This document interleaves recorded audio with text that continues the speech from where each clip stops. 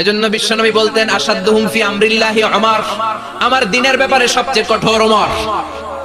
বিশ্বনবী বলতেন আমার পরে কোনো নবী নাই, কোনো রাসূল নাই, তবে আমার পরে যদি কেউ নবী হতো আমার ওমর নবী হয়ে যেত।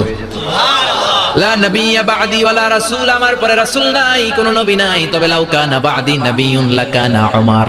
প্রভু তুমি বলেছো রাসূল দেবে না, বলনি দেবে না ওমর, বলনি দেবে না হামজা তারি, খালিদ বিজয়ী সমর। প্রভু তুমি বলেছো রাসূল দেবে না, বলনি দেবে না ওমর, বলনি দেবে না হামজা তারি, খালিদ বিজয়ী সমর। প্রভু তুমি বলেছো রাসূল দেবে না। আল্লাহু আকবার।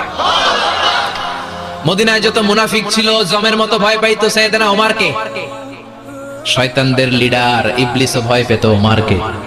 বিশ্বনবী বলেন ওয়াল্লাযী নাফসি বিয়াদিহি, ওমর ওই সত্তার কসম